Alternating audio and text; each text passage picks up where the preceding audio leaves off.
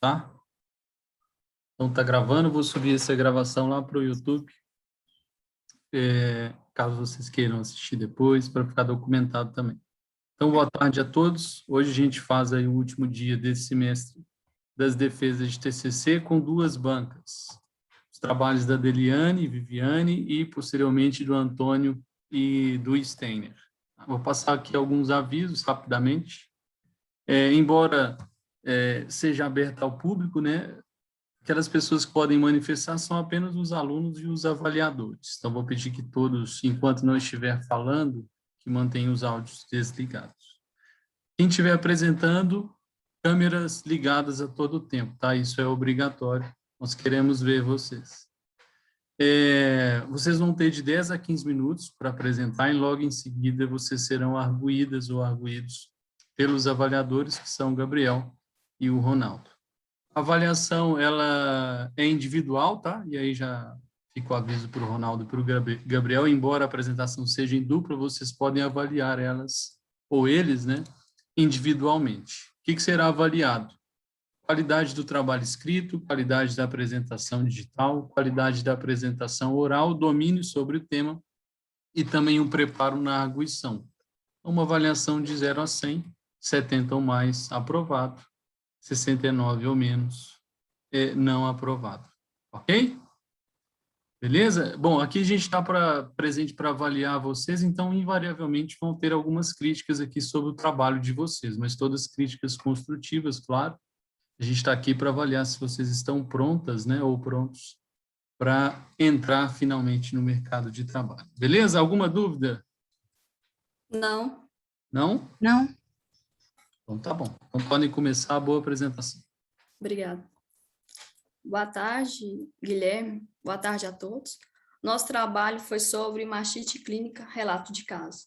Os integrantes são Deliane de Oliveira Ribeiro e Viviane Matilde Silva.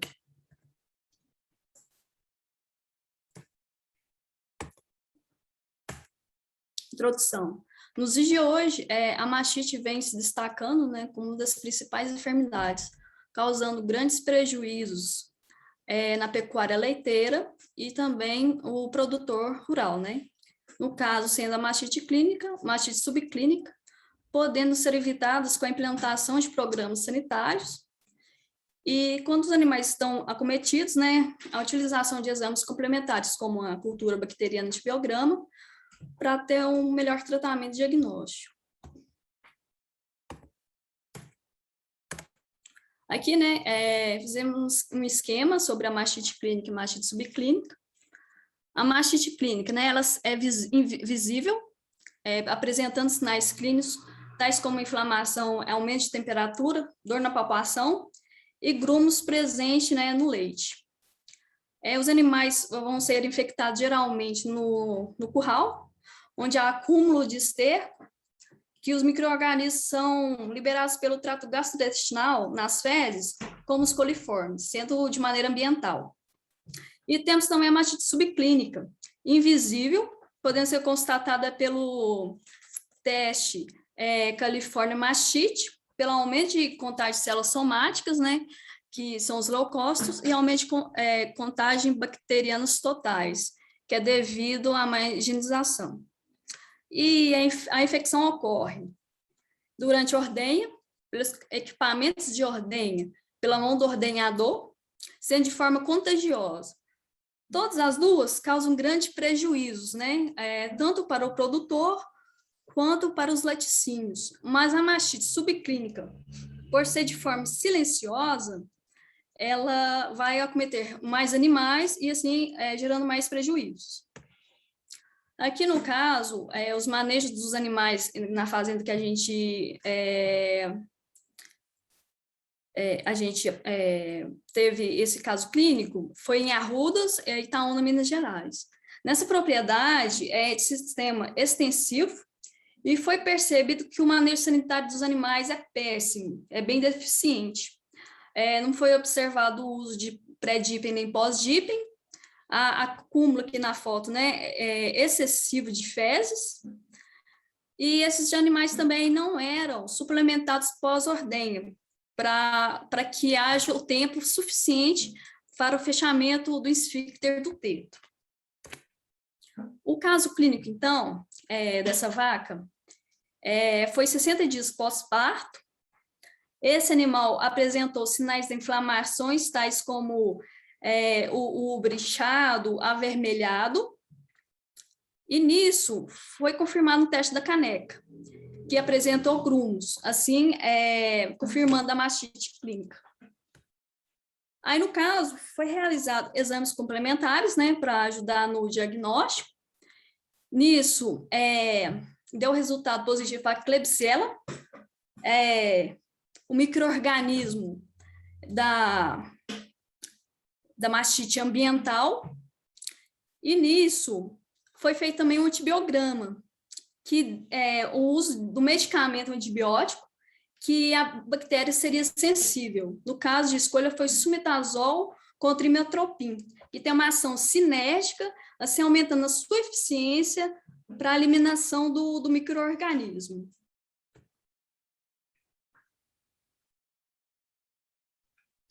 Boa tarde a todos, meu nome é Viviane. Agora sobre o diagnóstico. Como a colega falou anteriormente, né, fizemos isolamento bacteriano, né, que foi o cultivo de micro-organismos, né, que foram analisados, né, e o antibiograma, né, que é feito pela placa de Hangar, né, e com esses dois exames, a gente diagnosticou a bactéria Klebsiella sepsis, né, que é uma bactéria gram-negativa, que ela é alojada no ambiente, né. Aí, com esses dois exames, a gente chegou nessa bactéria. Pode seguir.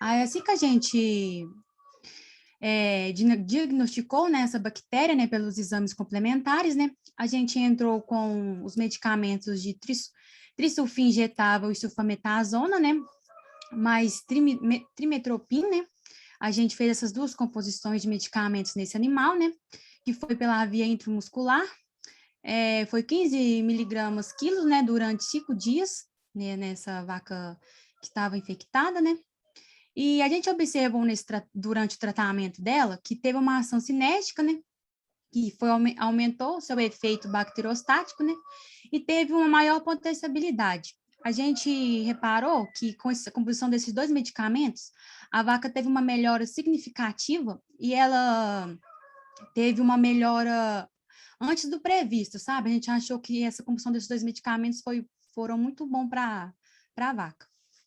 Assim que teve a melhora da mastite, né, a gente falou com o proprietário, né, sobre o controle e a prevenção, né, como ele tem mais animais, né, é importante fazer prevenção desses outros animais para não ocorrer mais mastite, né. Após esse tratamento, né, a gente conversou com o proprietário via WhatsApp, né, e a gente propôs algumas ideias para ele, para fazer um manejo sanitário e algumas coisas que ele ainda não tinha prática, que ele não fazia no caso. A gente indicou para ele fazer o pré-dipping e o pós-dipping, né? Que o pré-dipping é importante antes da colocação da teteira, né, no caso, que vai fazer a limpeza, né, e a desinfecção desses tetos, né, e para que não entram micro-organismos dentro desse leite, né, no aparelho de ordenha, né, para que não infectem também outras vacas que vão utilizar essas teteiras, né. A gente também indicou para ele fazer a secagem individual dos tetos, né, que ele não fazia também, e para que tenha a limpeza, né, desses tetos, que desinfetem, né, com a ajuda do pré-dipping, né, e a gente indicou para ele para fazer com papel toalha, que é um papel descartável, e utilizar o papel para cada teto. A gente também indicou para ele fazer a limpeza do curral diariamente, que ele não fazia. Ele deixava muito acúmulo de fezes, né, que no caso dava muito esterco, né, e como a gente sabe, o esterco tem muitos micro-organismos patológicos, né, que pode afetar esses animais, né, e porque após depois que sai da sala de ordenha, muitos dessas vacas costumam deitar, né, então temos que ficar atentos com isso.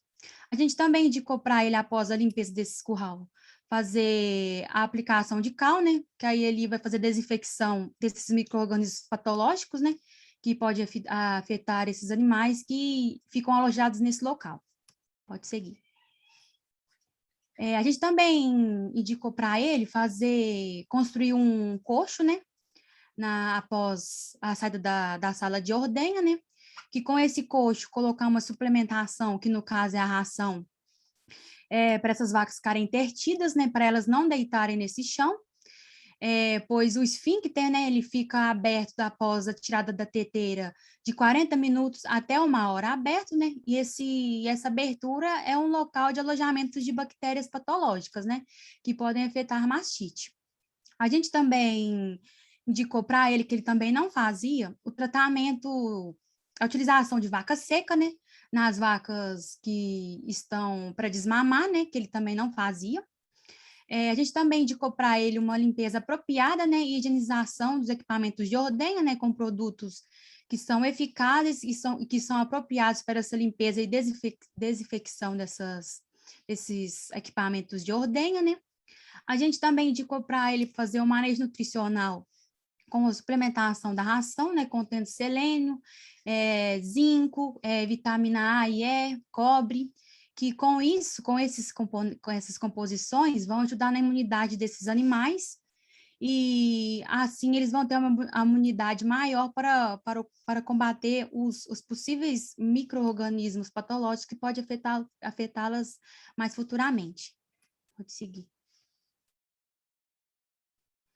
Após a gente indicar para eles aqueles manejos nutricionais da fazenda e equipamentos e tal, com instalações, ele nos mandou as fotos, como vocês podem verem aí. A primeira foto aí, já pode observar que os currais estão limpos, né, sem fezes, sem o acúmulo de esterco. Ele fez a aplicação do cal. E a segunda foto, né, como vocês podem ver, ele colocou o coxo, né, fez uma construção de um coxo para as vacas após a ordenha, né, com suplementação para elas ficarem intertidas, né, até o fechamento do esfíncter. Pode ir. Agora, considerações finais. Eu e a minha colega, nesse relato de caso, a gente observou que a mastite é uma enfermidade que acomete muitas fazendas leiteiras.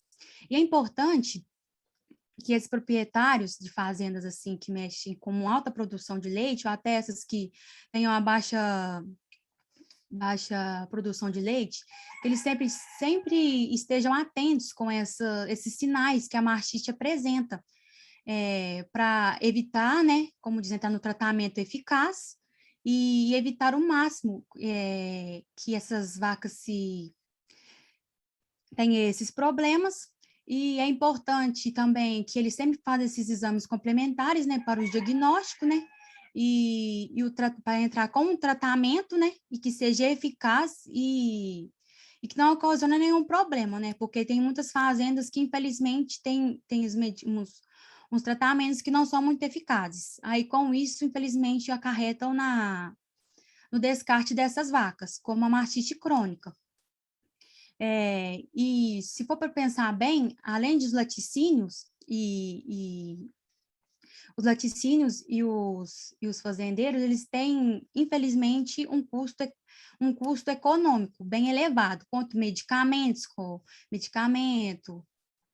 aí o tratamento, que o leite tem que ser descartado, e os laticínios, né, que aí vão ter menos leite para serem levado, né, para eles que precisam do leite para a produção dos seus derivados. Pode ir. Próximo. Obrigada a todos os presentes, né? Obrigada à minha colega Deliane, né, pelo apoio e pelo companheirismo nesse trabalho. A gente colocou uma mensagem aqui que a gente gosta muito. Ainda que eu andasse pelo vale da sombra da morte, não temeria mal algum, porque tu está comigo. Nosso muito obrigado. Beleza, meninos. Vou passar a palavra para o... Vou para a alfabética, Gabriel. Gabriel, fica à vontade.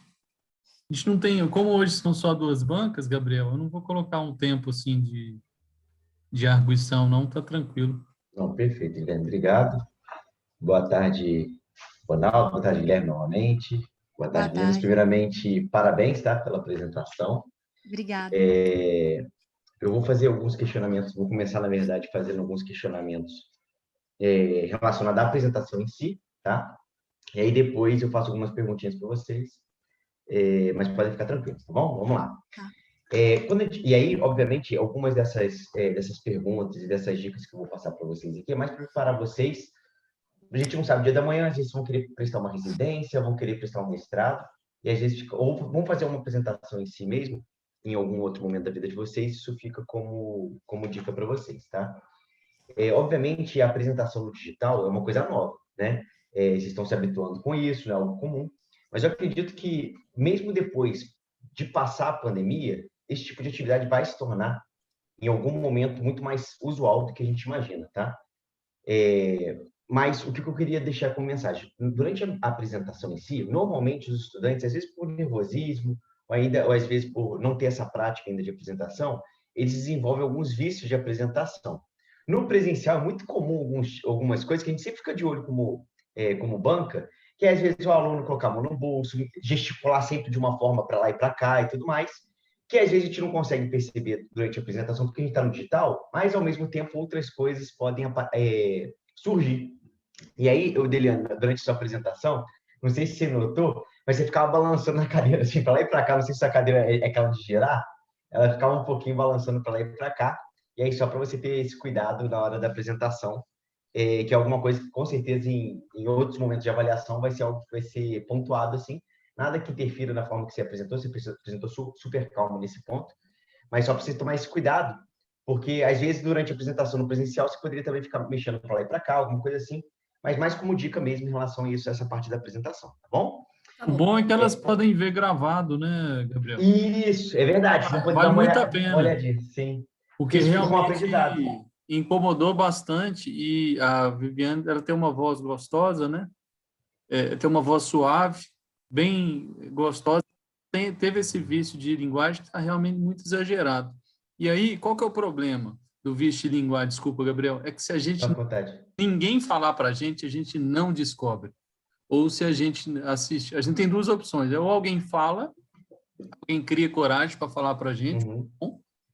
ou a gente vê um vídeo. Então, depois aqui, vou mandar o link aí do YouTube com o vídeo, e aí vale a pena você ir lá para se ver apresentando e se corrigir. Isso é muito importante. Exatamente. E aí, então, não sei se o Guilherme comentou, então, aproveitando isso, foi o da Deliane na parte do movimento, e no caso da Vivi, que foi o vício de linguagem do né.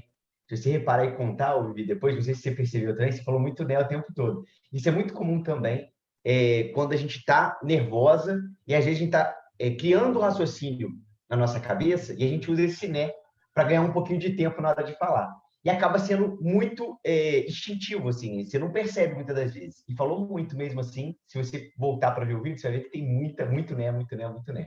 Mas também só para ficar como essa dica aí, para você se policiar, tá? Beleza. Basicamente, em relação a essa parte de fala, eu acho que esses são os principais pontos que eu queria colocar para vocês. No caso uma outra dica para Deliane, no início da apresentação dela, você não precisa ler o subtítulo em si, tá, Deliane? Você falou assim, introdução, aí você começou. Você pode começar de uma maneira mais fluida, que depois você vai ver também a apresentação, que você começa a falar introdução, você não precisa ler, né, o título assim, introdução, aí vai. Se tivesse material e método, relato e caso, não tem essa necessidade. Mas também isso é mais por questão de gosto de cada Tá. avaliador, mas fica como sugestão também, tá? Basicamente, na parte de apresentações que eu queria pontuar para vocês, sugeriria, às vezes, na parte do desenho em si, né, dos slides em si, nesse momento da capa. Eu não sei se o professor Guilherme deixou livre ou tem algum direcionamento, mas às vezes eu sugeriria colocar o nome do orientador, no caso do professor Guilherme, sendo o orientador responsável pelos estágios, e o médico veterinário, que ajudou vocês, no caso, também, nesse slide de apresentação, tá? Sugestão também. Mas beleza. E agora eu vou fazer algumas perguntinhas para vocês, e aí a gente vai discutir um pouquinho sobre o assunto também. Primeiro, vocês comentaram, né, que existem dois tipos de mastite, de maneira clássica, assim, né, a clínica e a subclínica, que são fáceis de se comparar. Se chegaram a comentar algumas outras formas também da doença em si. tem até na parte escrita também, mas eu queria perguntar para vocês, de maneira direta mesmo, assim, vocês falaram na apresentação, mas a partir da resposta de vocês, eu vou fazer uma segunda pergunta. Primeiro, qual que é a principal... E aí fica livre, tanto para a Deliane e a Viviane, que queira responder, levanta a mãozinha e eu passo a palavra. Para vocês, qual a principal diferença entre mastite clínica e mastite subclínica? Queria começar com essa pergunta. Tá bom. Então, a mastite clínica, ela vai ser bem visível, né? Vai apresentar os sinais da inflamação. Aí, no caso, vai ter aumento na temperatura do úbere, presença também de dor na palpação, assim, vai ser característico, assim, você vai poder visualizar, no caso, né, do animal.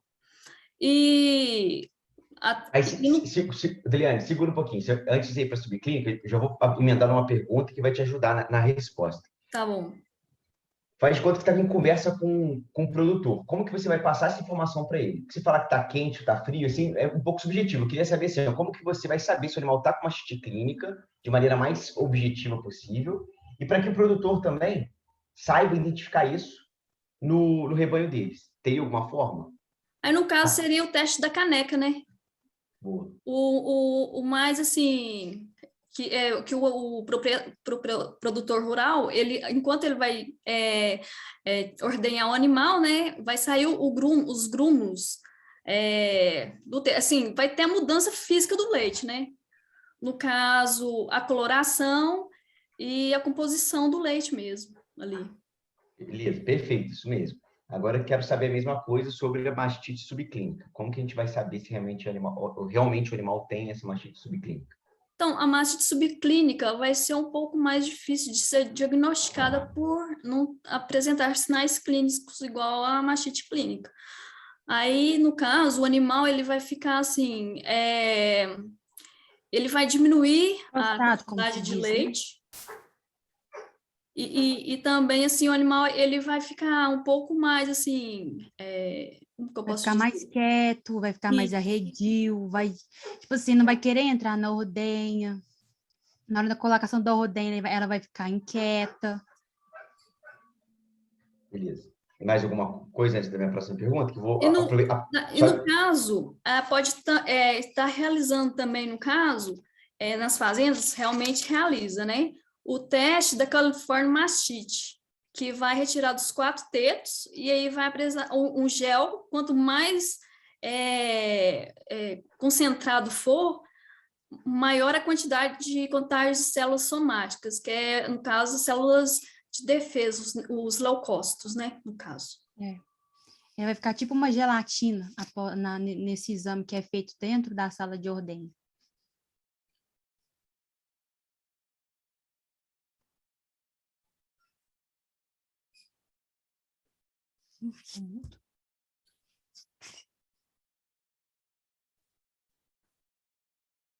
Eu não estou ouvindo o Gabriel, vocês estão ouvindo ele? Gabriel, está mutado. Eu mutei e não desmutei. Desculpa. Perfeito. Eu fui te corrigir que você estava mutado. Perfeito. Não, excelente. Vamos lá. A pergunta foi a seguinte. Fez-se o CMT, o California Mastite Test, e aí mudou a fluidez ali do leite, ali, do conteúdo que vocês estão fazendo o teste. É certeza desse animal está com uma mastite subclínica, ou às vezes pode estar com essa mudança e ele não está com mastite subclínica? O que vocês acham? Pode haver a mudança, mas ele também não pode, tipo assim, especialmente ter a mastite subclínica, né? É importante a gente fazer os exames complementares para a gente diagnosticar definitivamente, né? Tá. Vou fazer outra pergunta em relação a isso também, tá? Uhum. Em geral, sim, teve mudança, vai estar com algum grau de mastite subclínica e, obviamente, isso é a forma mais segura. E aí, baseado nisso, também, numa das respostas que vocês deram, eu queria saber também, o animal, ele pode estar com mastite subclínica em relação à sua mudança de comportamento, ele continuar normalmente indo para ser retirado leite, ele vai normalmente não tem alteração nenhuma de comportamento, não tem alteração nenhuma clínica e visível, ou para que ele tenha a mastite subclínica, ele vai apresentar, igual você falou, não vai querer entrar para a ordenha, ou não? Não, poder pode. Assim, aí faz a linha de ordenha, né, no caso, né? Deixa os animais com mastite por último. Não, então, mas eu estou dizendo a subclínica. Como que porque Então, na subclínica, isso. vocês comentaram que às vezes ele muda de comportamento, isso é uma forma de perceber que ele está com a subclínica. Eu quero saber se é possível mesmo ver dessa forma, ou só o CMT que vai realmente mostrar para a gente que esse animal está com a mastite subclínica, ou às vezes ele está com a mastite subclínica, provada lá no CMT, no testinho, né, da raquete, e ele continua normalmente o comportamento dele, vai certinho lá para a ordem na hora que tem que ir, sem nenhuma alteração. O que vocês me dizem? Eu acho que essas duas formas aí são válidas, porque tem algumas fazendas, né, que os ordenhadores, no caso, eles não sabem diagnosticar a mastite subclínica, né? Então, para eles, tipo assim, eles vão achar normal isso, porque ela não quer entrar, então é normal. Para alguém que não, tipo assim, não tem muito entendimento. Aí eles vão achar normal. Sim. Não, mas a pergunta ela não demonstra nenhuma diferença, ela entrou normalmente, entendeu? Entrou normalmente. Entrou normalmente. E ela, na raquete, né, no CMT, ela deu como essa alteração no fluido, eu digo que esse animal está com mastite subclínica ou não? Pode estar também. Tá. Mais uma pergunta. Vocês comentaram, aí no caso do relato de casa, vocês comentaram que vocês fizeram a avaliação lá, tinha uma vaca com mastite clínica, correto? Certo. No caso de vocês. Primeiro, essa propriedade, vocês saberiam me dizer mais ou menos quantos animais eles tinham no leite nessa propriedade ou não sabem esse dado? Tinham uns 12 animais de lactação. Perfeito. E foi feito o CMT, o teste, California Mastite Test nesses animais ou não? No rebanho, no caso, desses 12, ou não? Não, no caso, não. Não. Porque vocês não acham que seria, às vezes, algo interessante de se fazer, de orientar esse produtor a fazer também? Sim, Porque às com vezes certeza. tem um animal com mastite clínica. Não teria uma chance alta, às vezes, dos demais animais estarem apresentando, às vezes, uma mastite subclínica e o Sim, com produtor não tenha certeza. percebido? Né? Até porque os animais podem ter as duas, né? Exatamente, né? No rebanho, no caso, né? Isso. E aí seria uma forma, acho que um ponto que vocês poderiam ter entrado em questão com o proprietário em relação à indicação do CMT para eles, né, do California Mastite Test, para ver realmente como está o rebanho. E uma outra coisa que eu achei que fez falta, que eu acho que é importante também, que vocês comentaram nessa parte que o maior problema é o custo para o produtor, correto? Tratar um animal é caro para o produtor, tem todo esse dilema. Muitas das vezes o produtor não tem dinheiro para puxar o veterinário para ir lá e atender o animal, fora o custo da medicação em si, correto? Correto. E aí, beleza. E aí eu senti falta, eu dei uma lida no trabalho de vocês e também na apresentação, eu senti falta de você mencionar a importância da produção em si, do custo disso, no sentido de que quando o animal está com mastite subclínica, tem uma queda na produção de leite, concorda comigo? Certo. Né? Essa queda pode ser de 25% até 40%, às vezes até mais, depende do caso. Ou seja, o animal ele não vai estar no seu ápice de produção, ele vai estar produzindo pelo menos aí, vamos supor aí, mais ou menos 70% do que ele produziria. Né? Então, só aí é um prejuízo para o produtor, que ele poderia estar ganhando se os animais estivessem com o rebanho limpo, vamos dizer assim, que é muito difícil na realidade do Brasil, principalmente pequenos produtores, a gente sabe disso, mas é possível. Mas aí eu acho que eu senti um pouquinho de falta nisso também, de trabalhar em cima disso, porque eu acho que está diretamente ligado ao produtor. Né? Eu entendo que, no caso de vocês, foi um relato de caso relacionado à mastite clínica, principalmente, aí vocês obviamente abordaram sobre todos os tipos de mastite, mas só para ficar isso, para a vida profissional de vocês também, dar esse focozinho que eu acho que é legal de vocês abordarem isso, até para aprender a chegar no proprietário e passar esses dados para eles também, que é interessante, tá bom? Tá bom. Tá certo. Obrigada. E aí, só para finalizar agora, eu já fiz muita pergunta, eu queria outra coisa. Vocês comentaram em relação, vocês falaram sobre o antibiograma e tudo mais, que é interessante fazer para entender, né, qual seria, fazer cultura também, para identificar qual que é o agente. A mastite, ela é causada, em relação ao seu agente, né? Ela é causada somente por bactéria? Não. Porque o que pode causar a mastite também, além da bactéria? Micoplasma. Deixa eu ver o que mais. Também é o caso de lesões, né? Não, mas sim, eu digo assim, qual é o agente, quais são os agentes, né, microbianos que vão causar, além das bactérias, que podem causar mastite? É só bactéria, é só bactéria ou pode ter outros agentes também? Não precisa falar o nome do agente sim, não. Eu quero saber, ó, será que, ó, bactéria pode causar? Fungo pode causar ou não? O que causa? Quais são os agentes assim? Então, fungo pode causar, micoplasma pode causar, mas assim, os mais comuns são as bactérias mesmo, né? Tá. Micoplasma, qual que é o principal micoplasma que pode causar mastite? Você saberia me dizer? Deixa eu lembrar. O micoplasma ele é bactéria ou é fungo? O que vocês me dizem? Fungo.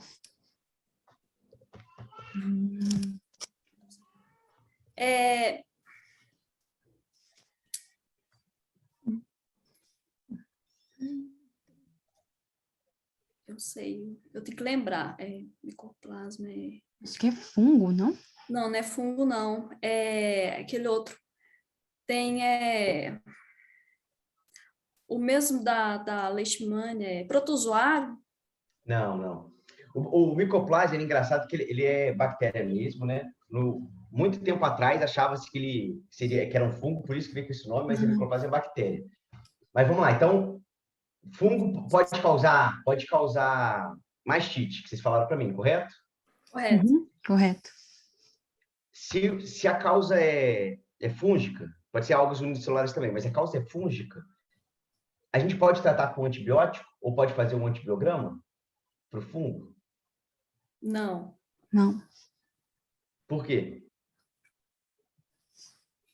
Ai, porque tem.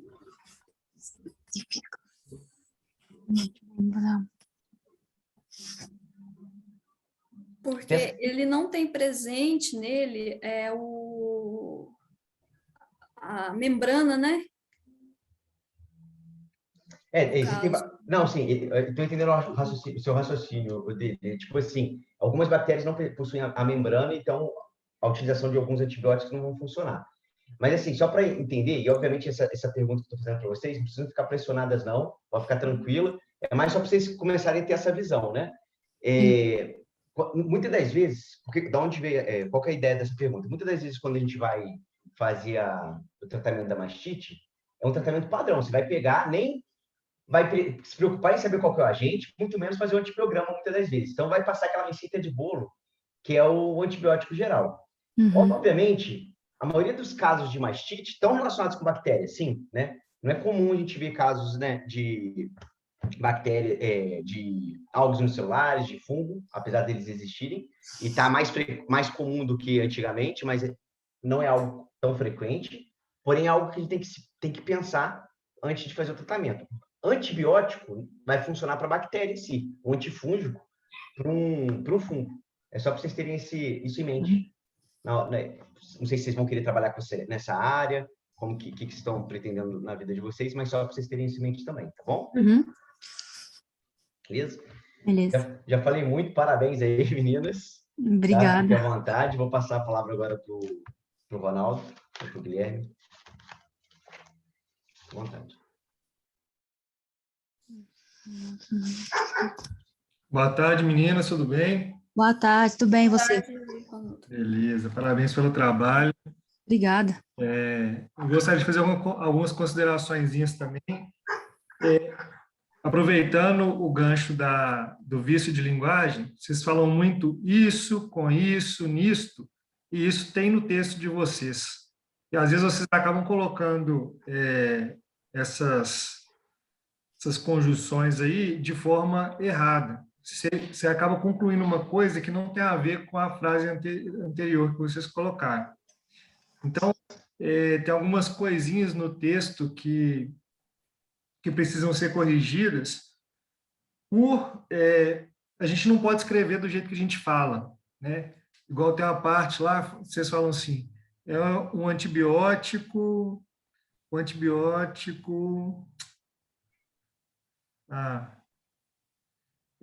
como se ele fosse muito potente, alguma coisa assim, né? enfim, está lá na parte de diagnóstico e tratamento. Aqui, ó, sendo um potente antibiótico do grupo das sulfonamidas, com a ação sinérgica, e às vezes a gente coloca coisas que a gente pode, às vezes a gente fala na apresentação, mas no documento a gente não pode escrever isso. A gente não pode falar que um antibiótico é potente, vai depender de onde a gente está usando ele, do resultado dele, para a gente colocar isso. Então, seria um antibiótico de escolha devido aos exames que vocês fizeram. E isso tem outras coisas também que vocês acabam colocando como se estivessem falando, né, na parte escrita. Outra coisa que eu já tinha falado com a Adeliene, quando a gente está falando de um relato de caso, a gente tem que ser extremamente detalhista, porque qual que é o sentido de um relato de caso? Qual que é o objetivo de um relato de caso? Que sirva de exemplo para outras pessoas. Então, na hora que a pessoa está procurando um relato de caso, ela quer alguma coisa para ela embasar e utilizar também. Então, detalhes como produção da vaca, eu não vi se a ordem era manual, se ela era mecânica, se ela era mecânica, qual tipo de ordenha, se ela era ordenhada 2 vezes ao dia, 1 vez ao dia. Então, assim, quando a gente fala relato de caso, tem que ser, assim, nos mínimos detalhes daquele caso que a gente está relatando. Vocês falam que ela tem 60 dias de pós-parto, mas não fala a quantidade de leite que ela é produzida, nem o sistema. Eu fiquei na dúvida também, quando eu vi as fotos, se os bezerros mamavam depois da ordenha, porque no curral tinha bezerro. E não fala nada disso no texto, nem vocês falaram na apresentação. Eles tinham acesso às mães depois da ordenha? Sim. Então, quebra um pouco as recomendações, né, de fazer o pós-DIP. A gente não pode recomendar o pós-DIP no bezerro que mama, porque senão o bezerro está colocando a boca ali com o teto cheio de pós-DIP. Então, na verdade, é uma grande dilema aí da ordenha com bezerro ao pé, né? Faz ou não faz o pós-DIP? E, teoricamente, o bezerro não deixa a mãe deitar logo depois da ordenha, porque ele vai mamar. Então, mesmo que a vaca tente deitar, ele vai ficar lá tentando empurrar a mãe para levantar, para ele mamar o leite residual ali.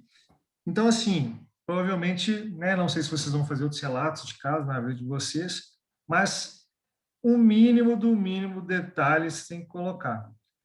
A ordem de parto, como o Gabriel citou, o número de vacas total do rebanho, se tinha outras vacas com sinal clínico nos últimos dias, para tentar fechar uma epidemiologia. A gente sempre fala que a mastite é uma doença de rebanho, né? Vocês falaram isso. Então, a gente tem que tomar todos os cuidados para falar de mastite. Então, eram apenas essas considerações que eu tinha para fazer. Eu acho que as perguntas foram todas colocadas de maneira adequada. E parabenizar pelo trabalho, só tomar muito cuidado também com a escrita, né? Que em mundo aí de online está cada dia mais, a escrita está se perdendo cada vez mais. E eu não sei se é regra também, mas vocês sempre começam, a maioria dos parágrafos, assim, segundo, aí você coloca o autor entre parênteses. Geralmente, quando a gente começa citando o autor assim, a gente não coloca ele em parênteses. A gente já fala segundo fulano de tal, aí entre parênteses o ano, e depois a gente continua a falar. E os autores, eles estão entre parênteses no texto de vocês. Então, é basicamente isso. E quando a gente estiver falando em relato de caso, ó, diagnóstico e tratamento, eu falo só do diagnóstico e tratamento. Vocês já entram aqui, ó, ao final do tratamento, aí depois, após o tratamento, já dando as considerações de vocês. Então, é diagnóstico. Como foi dado o diagnóstico? Coletou-se uma amostra tal, aí você fala como foi coletada a amostra, a quantidade de amostra coletada, tratamento, aí mandou para o laboratório, foi feito tal técnica, depois vai para o tratamento. tratamento foi usado tal, medicamento, dosagem tal, por tantos dias. Aí, no final, na conclusão, lá nas considerações finais, você fala o fim que teve a vaca, né? Então, vocês já colocaram tudo junto aqui. Só para aproveitar, né, vou fazer uma perguntinha. Por que vocês não, né?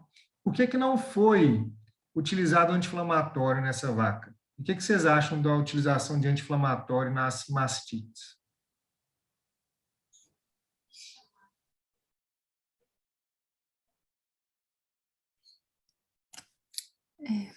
Deixa eu lembrar.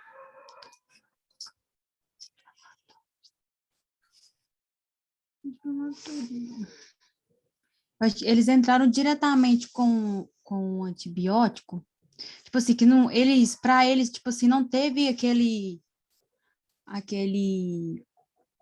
que fala, aquele inchaço que, tipo assim, precisa fazer a aplicação de anti-inflamatório, sabe?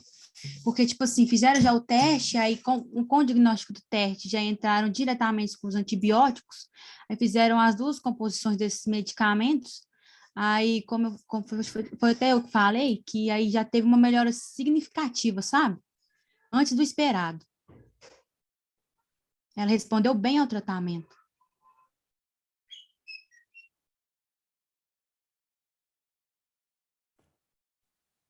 Beleza.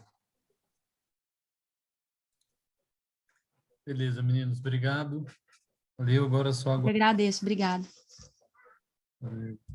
Obrigada. De nada, eu que agradeço. Steiner e Antônio Vigilato.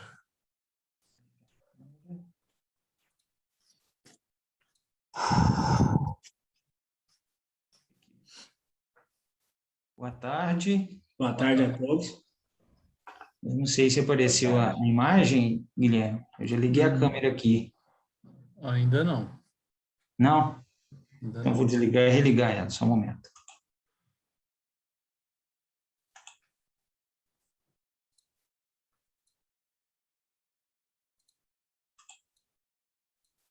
Ainda está escuro aí, não está? Sim. Eu fiz esse teste várias vezes, funcionou em todas.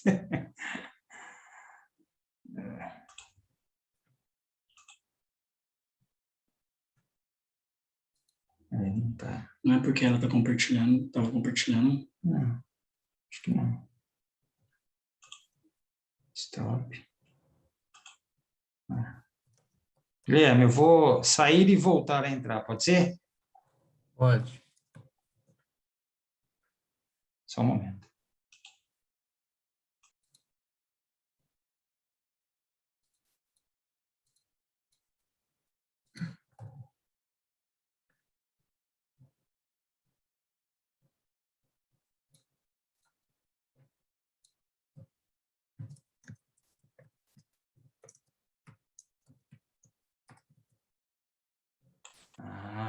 Aí, ó. Agora deu? Certinho. Pode compartilhar e começar, tá bom?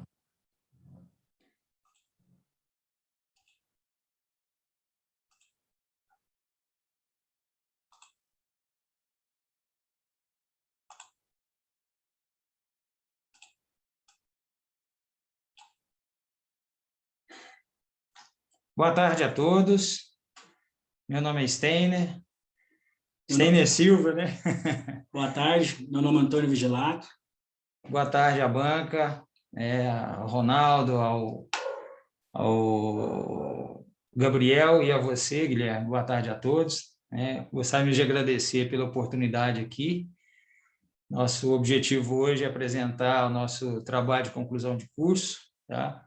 E o nosso tema vamos falar um pouquinho a respeito de prolapso vaginal bovino. E também um relato de caso vinculado a ele, né, esse trabalho, que tem aí, nós utilizamos uma sutura de Burney para fazer a composição. Okay?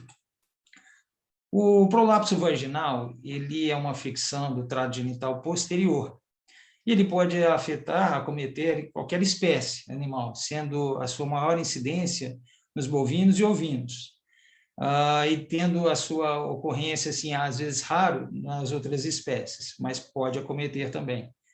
Ela acomete as fêmeas adultas, geralmente as multíparas, pode acometer em qualquer idade, e normalmente ela acomete já no finalzinho da gestação. Também pode acometer as jovens, né, e isso vinculado a fatores genéticos. É uma afecção que ocasiona grandes perdas econômicas e ela é multifatorial em sua origem, ou seja, ela não tem um fator único, tá? Uma causa única. E o nosso objetivo é fazer uma revisão de literatura de prolapso vaginal em bovinos, bem como descrever um relato de caso perante a situação do problema proposto, com o uso da técnica de sutura de banho. Esse é o nosso objetivo. Na obstetrícia, o prolapso vaginal ele é definido como o aparecimento de estruturas íntegras ou não, anatomicamente anormais, através da vulva, de modo recorrente, parcial ou total, em caráter temporário ou definitivo. Nessas imagens dá para a gente ter uma ideia. A primeira imagem apresentando a anatomia normal, na segunda já com a vagina sendo, né, o princípio da eversão da vagina, aqui no caso já ocorrendo o prolapso parcial e na última ocorrendo o prolapso total, sendo visível a cérvix. Como etiopatogenia, existem diversos fatores predisponentes. Nós citamos alguns aqui, e como alguns deles, nós podemos citar a predisposição hereditária, principalmente nas raças leiteiras, a flacidez do diafragma pélvico, tem ali efeitos de acordo com estrogênicos no final da gestação. A idade avançada dos animais também afeta, visto a sua condição de resistência baixa ali dos ligamentos. Debilidade nutricional também é muito importante, prevalecendo ali a hipocalcemia. Na condição de confinamentos, né, tendo baixa atividade física, em aclives ou declives, dependendo da situação, onde o animal é submetido a grande tração, esforços, e obesidade também é um fato, né, que pode ocorrer ali, de repente, de acordo com a aumento de pressão abdominal. E pode ocorrer também em partos gemelares, onde ocasiona ali grande extensão do útero, tá? Também ela pode ser classificada em 4 graus, sendo a nível de severidade, tá? Sendo o primeiro com a protrusão do assoalho vaginal, no segundo grau, ou grau 2, com a protrusão da vagina e da bexiga. No grau 3, ocorre ali a protrusão da vagina, da bexiga e da cérvix. E já no grau 4, que é o mais crítico, já ocasiona ali, pode ocorrer, no caso, até necrose crônica do animal. Okay? Com relação aos sinais clínicos dessa patologia, nós podemos citar alguns. Dentre o mais propenso, aquele que mais se vê, é a exposição real ou parcial, né, da vagina, parcial e total. Pode ocorrer também tenesmos, inquietação do animal, lesões na porção invertida ali da vagina, pode ocorrer ali também a retenção urinária, vulvite, vaginite, cervicite, abortamentos e prolapso retal a nível secundário. Tá? Aqui nessas imagens dá para a gente ter uma ideia. À esquerda temos ali o prolapso total e logo abaixo aqui na região mediana nós temos o prolapso parcial. E logo inferior à esquerda, nós temos aqui um prolapso já com o órgão lesionado. Então, dá para se ter uma ideia nessas imagens aqui. Para fecharmos o diagnóstico, a literatura preconiza, né, os sinais clínicos, aquele que é evidenciado realmente, a palpação retal, né, para identificação ali dos órgãos, e a ultrassonografia. Dentre o conjunto para se fechar, né, utilizando ali a ultrassonografia para identificar os órgãos internos e também o feto, caso tenha alguma dificuldade, algum problema. Tá? Com relação ao tratamento dessa doença, nós podemos citar aqui, de acordo com a literatura, né, os órgãos eles devem ser retornados, né, à sua posição de origem, e para isso utiliza-se, né, para que ele não volte a se expor, algumas técnicas de intervenção cirúrgicas, do tipo o método de Kaslig, a sutura de Banner, que é o nosso caso em específico, nós vamos falar um pouco sobre ele, a sutura de Flessa, a vaginectomia parcial e a vaginopexia dorsal. E, para concluir, né, a terapêutica, o uso de antibióticos, anti-inflamatórios e antiespasmódicos. No caso do tratamento, a técnica que a gente, né, citou, inicia-se com a limpeza e antisepsia do órgão prolapsado, tá? Anestesia epidural, né? E aqui nessa figura do lado, dá para a gente ter uma ideia, para a gente falar um pouquinho, faz-se uma incisão na parte inferior, aqui abaixo da comissura ventral, e uma incisão justamente um pouco acima entre o ânus e a comissura dorsal, é onde vai se introduzir a agulha de Banner, e na ponta dessa agulha, né, tem a colcheta, onde ali vai ser passado a fita esterilizada, e vai fazer o retorno dessa agulha, voltando, né, a fita por dentro do órgão. Repete-se o procedimento do lado oposto, né, no caso ali do órgão, e faz-se a união das duas extremidades da fita com um nó, logo abaixo. Para que isso não seja nem estrangulamento nem afrouxamento, utiliza-se um método de 3 a 4 dedos para que o animal seja confortável. E pode ser recolocado caso haja necessidade no pós-parto. Meu colega Vigilato vai continuar com o relato de caso em si. Boa tarde, dando continuidade, eu vou falar agora sobre o nosso relato. Foi atendida uma fêmea bovina na fazenda Conquista, no município de Perdigão, Minas Gerais. Entre uma andança e outra pelos piquetes, o veterinário deparou com essa vaca. Ela com 7 anos, múltipla, não gestando, pesando 400 quilos.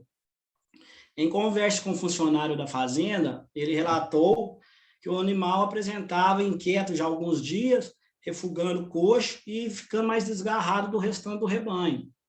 Diante do relato do funcionário, o animal foi contido, né, num tronco para que fosse realizado um exame clínico mais detalhado. O veterinário notou durante o exame clínico que o animal apresentava esterilização da vagina, da mucosa da vagina.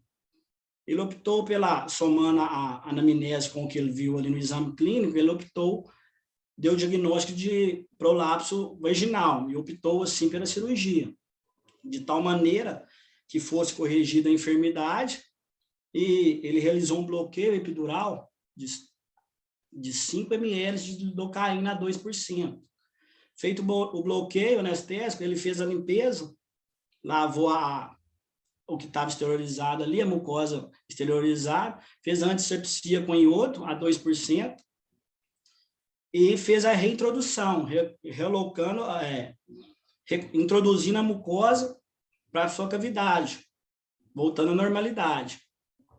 Após feito isso, ele optou para fazer o procedimento que é a técnica de Burn, para que, assim, com aplicada a sutura, para que o animal não voltasse a se prolapsar.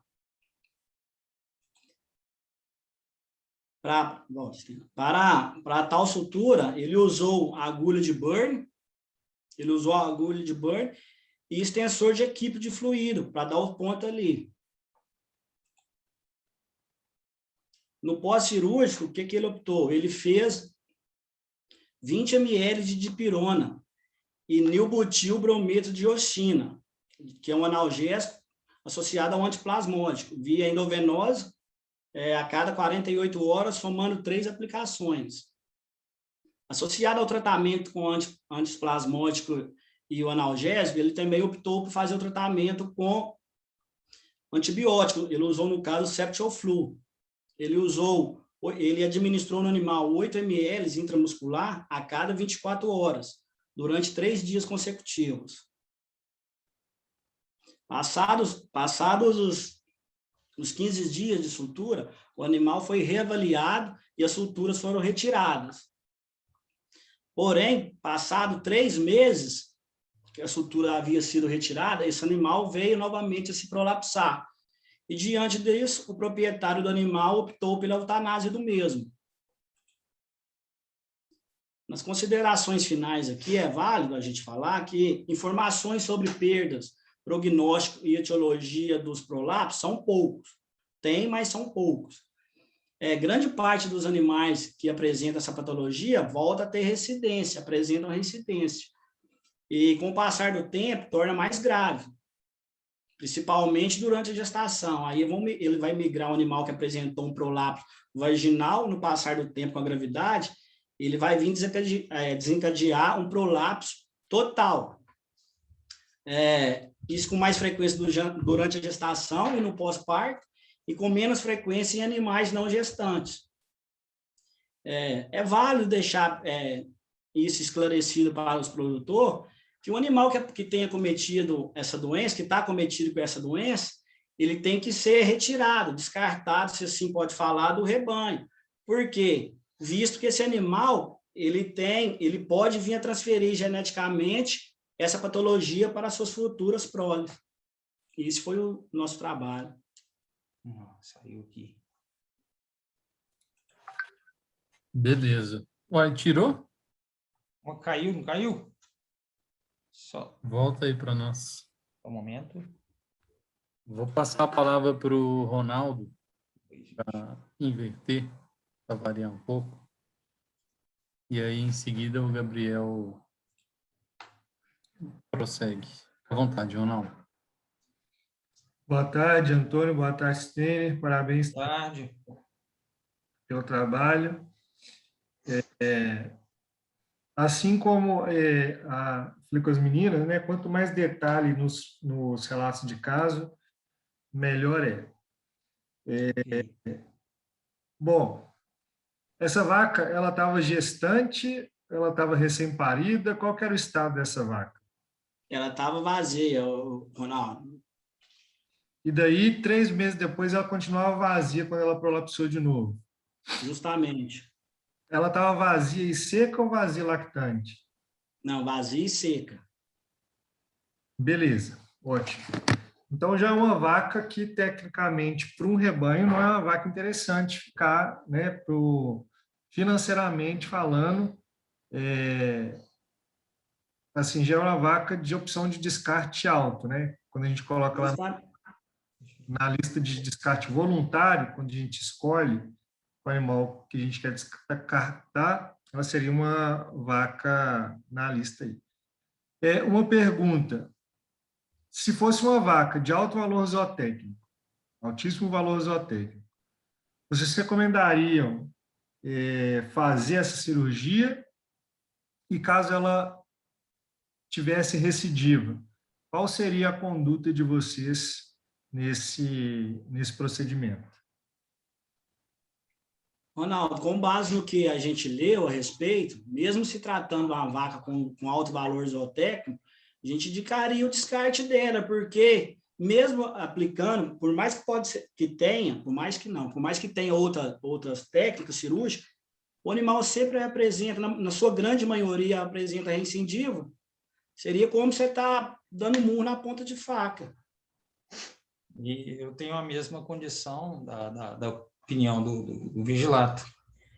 Visto a situação que ela estava, você imagina o seguinte, a situação naquele momento da fase dela, e ainda assim, independente do valor zootécnico que ela estivesse, você imagina, até para aproveitar ela para uma prole futura, né, de acordo com a questão genética, isso poderia trazer problemas futuros. Então, a ideia nossa seria realmente o descarte. Beleza. Mais uma pergunta aqui. Vocês falaram que eles usaram... esqueci o nome o termo que vocês usaram. Equipo, né? Um fragmento de equipo.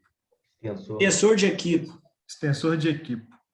Qual que foi a finalidade dessa utilização? Ali, na hora da sutura ali, para diminuir se eu posso falar, o calibre da vulva ali, que ela ficou muito tempo prolapsada, o esfíncter da vulvara ali, ele se rompeu, no caso, essa sutura seria para isso, para ter um estreitamento de vulva. E só a fita sem esse extensor não seria o suficiente? Porque o animal era o que o veterinário tinha no momento, entendeu? Foi uma escolha do veterinário que atendeu. Ele usou o extensor no lugar da fita. Isso, ele não tinha a fita, ele abriu ali uma caixinha de soro, tirou o extensor e fez com o extensor do equipo. Beleza. Eram minhas dúvidas. Ok. Beleza, Gabriel? Boa tarde. Engraçado que uma das perguntas que eu tinha colocado aqui era relacionada ao extensor da equipe também, nas minhas perguntas. Legal. Primeiramente, queria parabenizar vocês, né? Eu gostei bastante da apresentação em relação aos slides, ficaram bem dinâmicos, bem legais mesmo os slides, parabéns pela criatividade. E aí, eu vou fazer algumas perguntinhas básicas, só para, antes de eu fazer essas perguntinhas, eu achei que vocês apresentaram muito bem assim, em relação à dicção de vocês, a forma e a conduta de apresentação. Eu só daria uma sugestão, e aí, obviamente, na parte inicial, que ficou responsável pelo Steiner, e obviamente muito mais... obviamente, no relato de casa é mais fácil você evitar isso, né, do que na parte da revisão em si, mas apesar de mesmo de você ter falado muito bem, Steiner, como se estivesse realmente falando, como você falou, e aí não dá... Vou te falar sinceramente, não parecia que você estava lendo da forma que você falou. Mas como você falou a mesma coisa do que estava escrito no slide, dá a impressão que você está lendo. E às vezes você pode ter treinado e já sabia o que estava escrito ali, né? E obviamente você vai falar a mesma coisa que está escrito ali, mas isso não é interessante porque dá essa impressão, mesmo você não tendo demonstrado isso na forma que você leu, de leitura. Então, só para você evitar isso, às vezes, numa próxima apresentação, e às vezes, se você tem uma forma que está escrito, você tenta falar um pouquinho diferente. Muda um pouquinho a frase, acrescenta alguma outra estratégia ali, para só soar que você não está lendo o slide, você domina, principalmente quando está no digital, né? Obviamente, se fosse presencial, muitas das vezes estaria o slide atrás de você, você falando para quem tivesse, ou para a banca, ou para uma audiência ali, não teria esse problema. Mas quando se trata do digital, toma esse cuidado só para evitar, mas mesmo assim você ainda falou muito bem, tá? Ok. E aí você comentou sobre os tipos de classificações, né? E as etiologias relacionadas aos prolapsos. Você poderia me falar novamente quais são eles? Você saberia me dizer, sem olhar os slides, quais seriam esses graus de etiologia? Como se avalia isso? Ah, tá. Os graus, a severidade, não é isso? E as classificações relacionadas ao prolapso. Ah, tá. O grau 1 né, no caso, a protusão da vagina. E isso, normalmente, ele acontece com o animal deitado. No grau 2, com relação à protusão da vagina e da bexiga. E aí, independente da posição. No grau 3, a protusão da vagina, da bexiga e da cérvix, independente da condição também de posição. E no grau 4, considerando ali já, né, o grau mais crítico, já com necrose, já o animal já todo infeccionado. Seria isso que eu me recordo. Beleza. E aí, eu vou fazer mais uma outra pergunta aí. Estou fazendo a pergunta para ambos, tá? E aí fica à vontade quem se sentir mais confortável em responder. Em questão da intervenção cirúrgica, seria a primeira forma de conduta de vocês ou vocês tentariam alguma outra técnica, algum outro artifício antes da intervenção cirúrgica? Vocês leram alguma coisa sobre? É possível? É recomendado? Não é? O que vocês me dizem em relação a isso?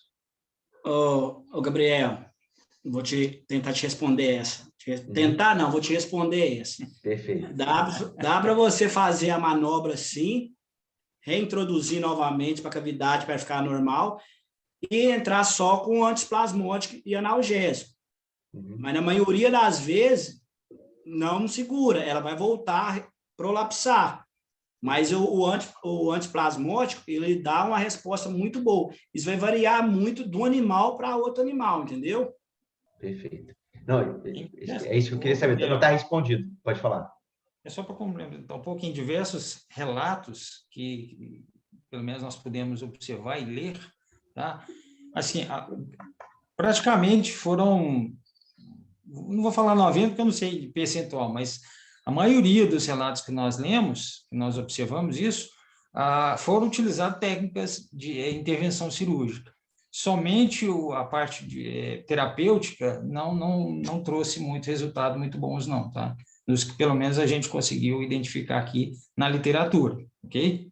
Vou aproveitar até essa resposta, Stênis. Você saberia me dizer por que normalmente na literatura as intervenções normalmente são, os relatos de intervenções normalmente são cirúrgicas? Você conseguiria imaginar por que se relata mais a cirúrgica do que a convencional, tentar ou não cirúrgica? Ó, se você pegar na condição até de qualquer região que a gente vai, Uhum. é muito pouco relatado. Então, a não ser parte, vamos falar da literatura, a gente vai pesquisas de trabalhos que são feitos, você não vê esses dados. Então, pode até estar ocorrendo na condição, na prática, no real, mas isso não chega no dia a dia, vamos falar assim, para o corriqueiro nosso, isso não chega para a gente, entendeu? Então, talvez, por causa disso, ele não seja relatado. Eu tenho essa impressão de que a gente não vê isso, entendeu? Mas pode estar ocorrendo, mas a gente não se observa isso no dia a dia. Então, na verdade, não tem como a gente afirmar isso, né? Mas eu acredito que seja por alguns pontos. Primeiro, muitas das vezes a tentativa inicial, né, de correção não é feita pelo veterinário, às vezes, né, funciona, é feito muitas das vezes, né, pelo funcionário, por quem está ali responsável pelos animais, né, a essas tentativas. E muitas das vezes, mesmo que seja feito pelo veterinário, e posteriormente, às vezes, até a parte da tentativa intervenção cirúrgica em si, muitas das vezes o veterinário de campo não vai parar para relatar isso, escrever o caso, descrever como que foi, destinar um tempo preciso para fazer o detalhamento da parte do relato de caso em si. Então, isso também dificulta um pouco o número de relatos na literatura também, quando a gente pensa assim. Mas legal, isso mesmo que eu queria ouvir. Outra pergunta, aí já mais voltado para a parte do relato de caso, vocês comentaram para mim que quem achou pela primeira vez o animal foi o veterinário que verificou? Ou ele já tinha, o pessoal da fazenda já tinha verificado, já tinha contactado ele? Como que foi essa primeira avaliação desse animal? Ou identificação, na verdade, do prolapso também? Não, a identificação ali, ó, fechando ali que foi um prolapso, foi feito pelo médico veterinário. O que aconteceu que antecedeu isso? O funcionário notou que o animal estava desinquieto, refugando coxa e ficando mais desgarrado do rebanho. Mas até então ele não tinha visto que o animal estava prolapsado. Quem que identificou o prolapso mesmo foi o veterinário na visita que ele teve lá. Não, eu ia perguntar, o funcionário verificou, porque o prolapso, você pode não... isso que eu queria saber. Você pode não saber que é um prolapso, identificar isso é um prolapso. Mas foi verificado que tinha essa, vamos pensar, essa mucosa, nessa estrutura não para fora. Ela não estava. Até então, quem identificou mesmo foi o veterinário lá. O funcionário não tinha visto isso? O prolapso em si? Não, beleza, então. E aí, só para entender, a primeira conduta do veterinário, então, foi já propor a cirurgia ou ele tentou alguma outra coisa antes? Não, a primeira conduta dele, ele conteve o animal para fazer a avaliação. Sim. Tirando essa parte mesmo de avaliação em si, eu digo assim, a proposta dele inicial, obviamente, depois de avaliar o animal, já foi, vamos tentar essa provavelmente por experiência dele mesmo, né? Não estou questionando a conduta dele, não. Estou dizendo mesmo assim, só para eu entender. Então, ele avaliou o animal e já pensou, vamos fazer a intervenção cirúrgica? Isso. Beleza. E aí, esse animal, ele nunca tinha apresentado isso. Foi a primeira vez que tinha acontecido prolapso com esse animal, né? O Guerra vai ficar bravo com a gente, mas eu não vou mentir, não. Uhum. Esse animal aí é a segunda vez que ele tinha sido prolapsado. Uhum. Só que na primeira vez foi usada uma técnica. Uhum. E, resumindo, o proprietário dono desse animal tinha esse animal, entre aspas, igual o Leozão falou na última banca, mais ou menos como um animal, um pet. Estimação. Entendi. Foi falado para ele a primeira vez da questão que ela prolapsou, ele falou, não, descarte não passa pela minha cabeça descartar a vaca, não. Até que então que ela prolapsou pela segunda vez, usou outra técnica, passada o tempo de sutura dela, ela voltou a prolapsar, aí sim ele decidiu por descartar o animal. Mas o mesmo veterinário realizou as duas técnicas, a primeira e a segunda posteriormente, correto? Isso. Entendi. Então, fez a primeira vez. E sabe qual foi o tempo aí da primeira técnica para a segunda? Você saberia me dizer? Em média, uns 10 meses. Segurou 10 meses, então. Beleza. Isso. E aí, E aí, só para entender, qual que foi a rotina desse animal? Vocês tentaram reproduzir esse animal depois dessa Não, intervenção? Não. Era não, pet mesmo, não. isolado, padrão ali, né? Ficava Sem lá como se fosse um enfeite no piquete que piquete. margeava a casa sede.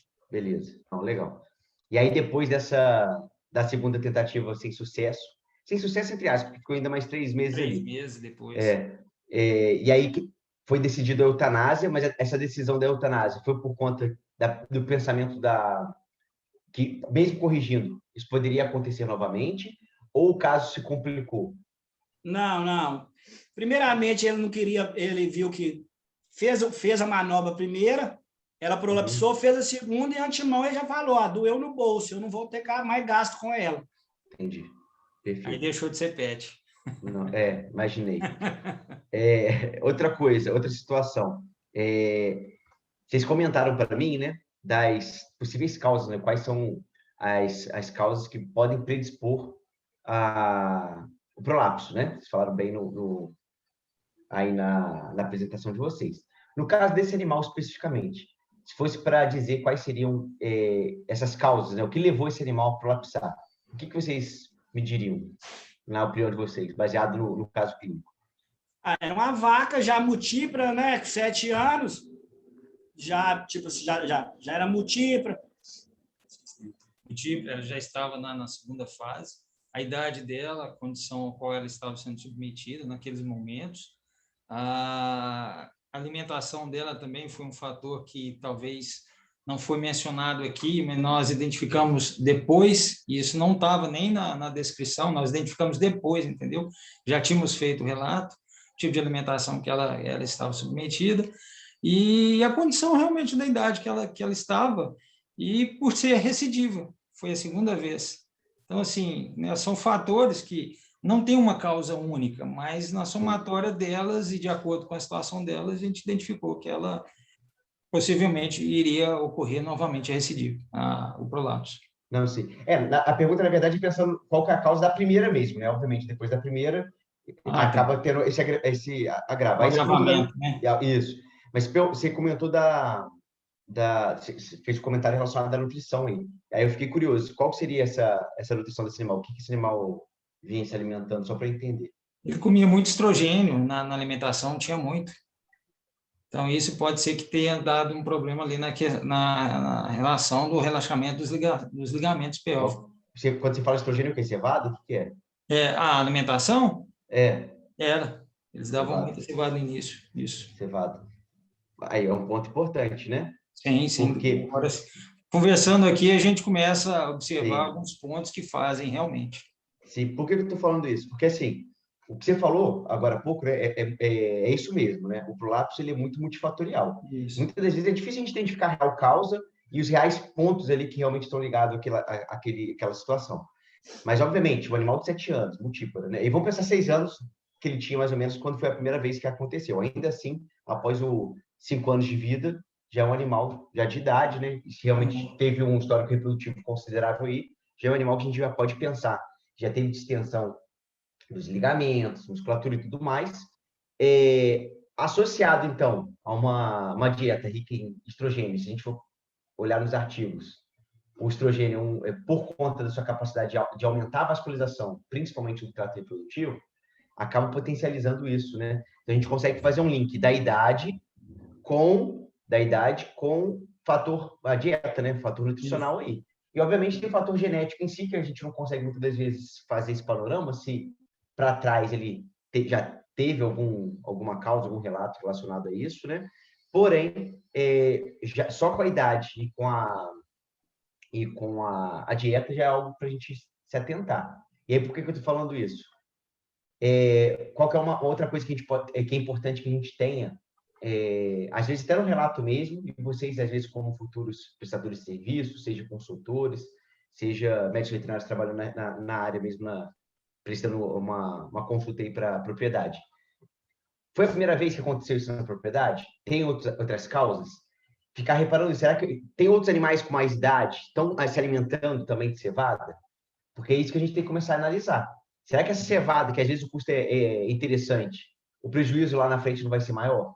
Pensando aí... E, obviamente, não quer dizer nada. Tem propriedades aí que vão estar alimentando, vão estar com uma alimentação de cevada e nunca vai ter apresentar nenhum problema para os animais. Mas é algo que tem que ser levantado em consideração para evitar problemas futuros, né, caso a gente consiga perceber algum outro fator que possa potencializar isso. Posso só fazer uma observação em cima do que você falou? Pode sim, por favor. Hoje é segunda. Sexta-feira passada, a última passou, uma ovelha lá prolapsou. Na Na cevada. Na Isso, alimentação na cevada. mesma fase, Lá todos os animais estão com esse trato? Estão, sim. Perfeito. Desde os grandes e os pequenos ruminantes também. E a ovelha de idade, não? Não, nova. Agora, te precisar a idade também é Não, nova. sim, nova. Só para, né, sim, precisa saber a idade. Perfeito. Não, tranquilo. É algo de se pensar, né? Pode ter relação, pode não ter, né? Quer dizer, assim, relação pelos artigos, obviamente, vai ser um dos pontos fatoriais aí a ser levado em consideração. Agora, o quanto isso vai interferir, levando em consideração os outros fatores que vão predispor isso, que nós, como médicos veterinários, temos que ficar de olho, né? Mas Até é isso aí. como orientadores, né, do próprio proprietário. Exatamente. Okay. Acho que esse é o ponto. Okay. Mas é isso, eu não tenho mais perguntas. Queria dar os parabéns e passar a palavra para o Guilherme. Valeu. Não, tranquilo. Esse semestre eu tô light. Tô preparando para o próximo. Esse semestre eu tô light. Tô deixando na conta dos avaliadores. Então, A responsabilidade dos examinadores. Meninos, parabéns pela apresentação. Não vou ficar com raiva, não, Antônio. Vocês fizeram, o importante é fazer. Né? Porque tem só uma dúvida, uma pergunta. Vocês vão trabalhar com grandes ou com ruminantes, né? Bovinos ou com pequenos animais? eu posso responder? Pode. Vou responder por mim. Eu sou cachorreiro nato. Eu respiro pequeno. Até então, tenho um canil de Rottweiler, mas eu migrei para o grande. Não desmerecendo meus dogs, não, mas acompanhando os amigos veterinários que eu tenho na região onde eu moro, e sempre são de veterinário de grande. E eu gostei da área e o canil ficou de segundo plano. Entendi. No meu caso... Não mente, não. A ideia é o seguinte, comecei com a parte também de pequenos, mas eu acho que ainda vou continuar com pequenos. Mas eu estou tendo facilidade com os grandes, entendeu? Em trabalhos, em pesquisa, então, assim, eu estou assimilando bastante. Mas o meu foco, por enquanto, são os pequenos. Mas eu acho que para uma facilidade aqui de uma apresentação, de um assunto, algo que ainda, né, me deixa um pouco mais... Eu fiquei um pouco confortável para apresentar, foi em relação aos grandes, que eu achei um pouco mais tranquilo. Já os pets têm alguns outros detalhes que estão no dia a dia ali, que eu estou batalhando ainda mais, mas para uma condição real mesmo, na prática, aqui até mesmo a localidade onde eu estou, minha família e tal, eu acho que tem mais a ver que a minha condição. Mas não deixo, não largo os dois, não. Porque se precisar ali, eu tô firme, tô junto. Precisou de mim, o atendimento lá. Opa, tô aqui, eu conheço, vou embora. Entendeu? A prova, só para finalizar, a prova maior disso, ô Guilherme, que eu sou cachorreiro, que eu já cheguei até a levar cachorro para dentro de sala durante essa aula. Não sei se você recorda. Lembro sim. Um Rottweilerzinho. Lembro sim. Ele tá bem? Ele tá bem, ele tá muito ruim, me atacou. Tá bem mal. Tá precisando aprender de comportamento animal. É mesmo que você levava umas mordidas, todo dia você aparecia com uma... Quando era mordida de cachorro, de vez em quando era de outra espécie aí. Não deixa pra lá. Senão o Gabriel vai assustar. Não, eu perguntei em relação a comportamento. Você que teve o caso da cadelinha com pseudociese? Foi. Aquela era uma pitbull. Foi você, não foi? Era, pseudociese. Isso. Beleza. Então é isso. Eu queria agradecer aí a presença de vocês. Gabriel, Ronaldo, brigadão. Gabriel, obrigado aí por me acudir aí na fogueira, né? Mas, enfim, o outro avaliador teve um contratempo, acontece. Eu queria agradecer. Esse vídeo, estou gravando, né? Esse vídeo vai estar presente lá no YouTube, caso vocês queiram assistir posteriormente. Beleza? Ótimo. Agora é só aguardar. O Ronaldo e o Gabriel vão me enviar a avaliação deles e a avaliação final é a média entre as duas notas. Beleza? Gostaríamos de agradecer a todos aí também, em especial, né, a sua orientação que você deu para a gente aí no decorrer aí do trabalho, e em especial os avaliadores, né? Além de avaliadores, são ótimos professores. Então, assim, não simplesmente a questão de avaliar, mas a questão de ensinar. Isso é fundamental para nós também, como alunos, e isso para a nossa vida profissional, nossa vida prática, no dia a dia. Gostaríamos de agradecer a vocês também de coração. Tá bom? E mesmo não estando na banca, eu queria deixar um recado para ele. Eu queria agradecer, eu acho que o Steiner também, Sim. ao Leozão, por ter, como se diz, de um professor, ele se tornou um amigo pessoal da gente. Eu queria deixar essa observação para ele, que eu sei que se ele não ver, eu vou falar com ele para ele ver lá no YouTube. Mas é isso aí. Então, beleza. Eu vou transmitir para ele também o link do YouTube, ó. O link da playlist, né, com os TCCs desse semestre, está aí no chat. Ok. Daqui a pouco esse vídeo vai estar lá, beleza? Valeu, eu vou transmitir para ele também os agradecimentos, que eu acho que é merecido mesmo. Justo. Valeu, meninos. Muito obrigado. Obrigado a todos, boa tarde. Valeu, boa tarde. Até mais. Até mais, tchau, tchau.